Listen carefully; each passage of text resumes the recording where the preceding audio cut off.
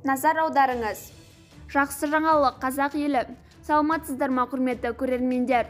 Егер хабарды соңына дейін білгіңіз келсе, бейне астындағы лайк және подписаться таңбаларын басып, біздің арнаға жазыла өтіңіз.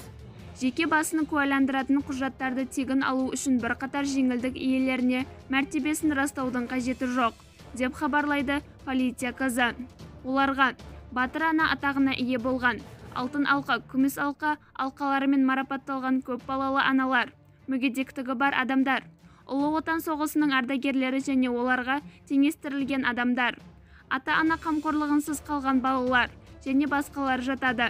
Сонымен қатар, Еңбек және халықты әлеуметтік қорғау министрлігінің базасында қарттар мен мүгедектерге арналған жалпы үлгідегі медициналық әлеуметтік мекемелерде тұратын қарттар және ата-анасының қамқорлығынсыз қалған, толық мемлекеттік қамтамасыз етудегі балалар үйіндегі және интернаттарда тұратын балалар санаттарына жататын азаматтар туралы мәліметтер жоқ. Осыған байланысты олар өздерінің әлеуметтік мәртебесін қағаз жүзінде растауы керек. Бізді бақылауды жалғастырыңыз.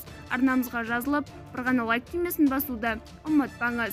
Лайк басқан қолдарыңыз Кабатулланың қабырғаларын ұстасын. Сау саламат болыңыз.